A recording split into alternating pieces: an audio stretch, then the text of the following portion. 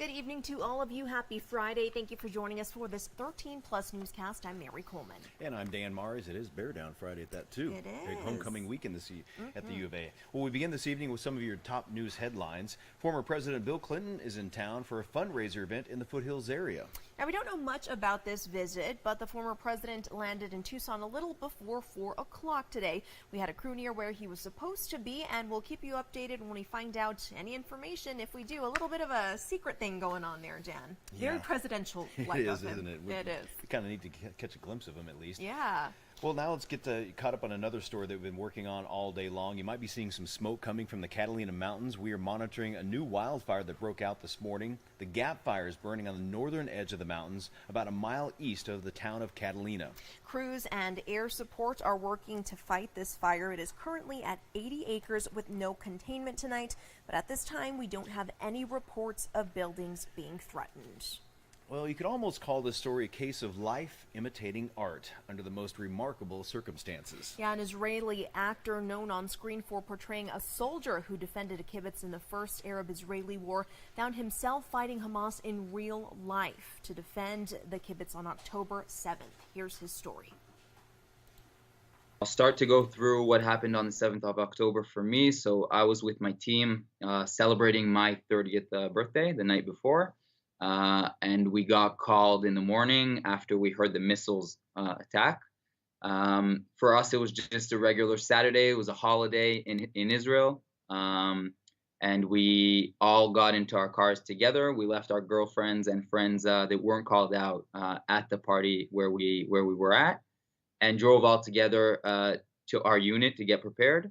And a few minutes later, we went down first to Kfar Aza, which was one of the kibbutzim that was attacked, and then we moved to Be'eri. For me, the first big slap in the face that I got when I got to the military barricades that we had to pass through that separated the civilians from the war zone were just bodies on the street in Israel. A regular street in Israel that we had to drive through to get to Kibbutz Be'eri. And we saw bodies of families that were killed and murdered and burned alive in their cars on the road straight to Be'eri. That was the first thing I saw. And we got to Be'eri and we saw injured families being pulled out of the kibbutz. The first injured person that I saw was a 3-year-old child. That was burnt from head to toe because an RPG got sent into her house.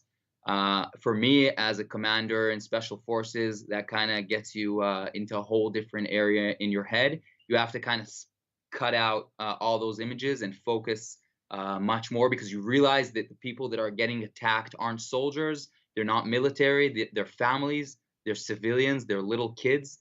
And you have to go in and save their lives, even if that means we put our lives between them and the terrorists.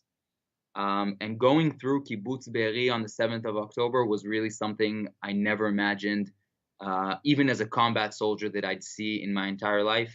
I saw babies that were killed inside their beds. I saw families that were holding their loved ones that got shot, and their bodies were just really treated in the worst way possible, and they were holding them in their safe rooms so that nobody would take them away from them. I saw families that were burnt alive inside their rooms, entire families of kids and parents, and really people that had beautiful homes that were burnt and killed alive, burnt alive and killed inside their homes.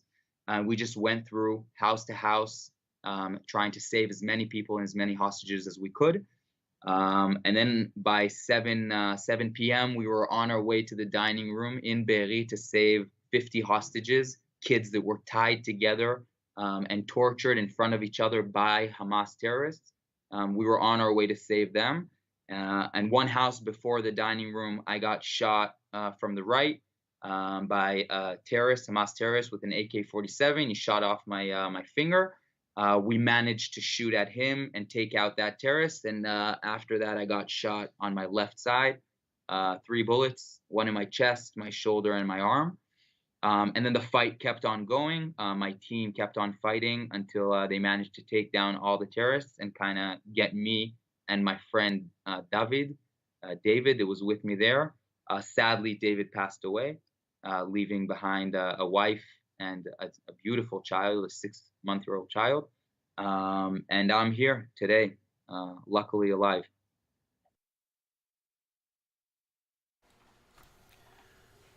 What a story he has. Well, Live Nation, the parent company of Ticketmaster, says it is on pace for record-breaking earnings in 2023 this year, with Taylor Swift and Beyonce taking the lead in ticket sales. Live Nation reports it has its strongest quarterly results to date, with a record 140 million ticket sales so far this year. That surpasses the 121 million sold in all of 2022.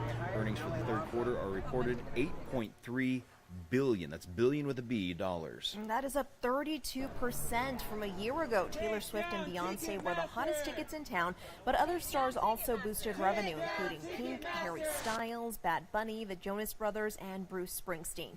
Meanwhile, the Wall Street Journal reports the Justice Department is investigating Live Nation for allegedly using anti-competitive practices to book venues and top talent and oversee ticket sales. So hopefully we see some change coming to that process. Let's check in now with meteorologist Corey Kowitz, and we have a busy weekend ahead of us. Yes, lots going on. We do. We have a little bit of a warm weekend. Okay, Nothing you say too warm, but you know. Toasty, warm, yeah. maybe a little hot. I don't know. I don't want to use the H word. Yeah, hot. it's not hot. Tucsonans, to Yeah. us, it's perfect. I guess it's relative to this year, maybe hot, but relative to just us living here, Yeah. Sure. piece of cake temperature-wise. There you go. Yeah, it was a little bit hot today. Let's take a look, right? So got up through the upper 80s for many spots around town. No one got to the 90-degree marker. 89 in Phoenix. A little cooler to our east in the high 70s in places like Sierra Vista, Douglas, and Wilcox and Safford. Right now, though, just a good deal cooler. How about in the mid-70s in Tucson for your Friday night? Some areas to our east, pretty chilly. About 65 Sierra Vista, 54 already down in Wilcox. 83 if you'll be up in Phoenix, still remaining a bit warm there. This is what it'll get down to tonight, and once again a very cool morning for tomorrow to start off your weekend. 53 Tucson, how about 35-degree low for Wilcox, 38 Douglas, and 57 in a place like Phoenix. You can see a little bit hotter for tomorrow. Going to get 90 degrees. Tucson is 90, hot, warm. I don't know. That's when it starts to get iffy how to describe those temperatures. Same in Phoenix at 90 degrees. 87 in Nogales, and 81 in Wilcox. So yeah, just a bit toasty for the UCLA-Arizona game. UCLA's ranked 20. Damien was saying, what is that, their fifth or sixth game against a ranked opponent? The Pac-12 is stacked. All that means, though, is that Arizona can just make themselves look even better and maybe even get ranked because they have been hot, just like the temperatures. Yeah.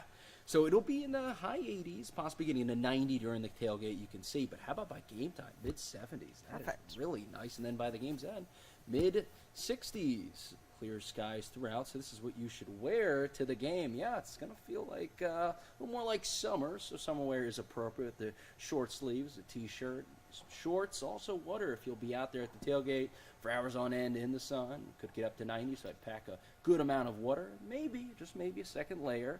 Tad chilly by the end of the game, maybe. For many of you, that could be a little bit sensitive to cool temps because it will be in the mid-60s. That's something to keep in mind if we're going to be heading out there. Also, All Souls procession, that is the following day on Sunday, located in Tucson. It'll start around 4 o'clock. It'll be quite toasty in the low 90s, mid-80s by the midway point of the event. And then by the end of the event, around 8 o'clock, should be in the mid-70s. And yeah, you notice it's a little bit hot. In Tucson, you can see, getting to be 90 degrees through Monday, peaking at 92 on Sunday. All of those days for Tucson will be at least 10 degrees above average, but they're not alone in those well above average temps, although many spots won't get to 90 degrees, still be well above average for many, as most of these days will be around 10 degrees above average for this time of year. And you can see that, but a little bit of a cool down will be underway later next week, diving down to the lower 80s. Well, why is that? Well, let's start taking a look at our below map. We're in that ridging, which is contributing to the warmer conditions we'll see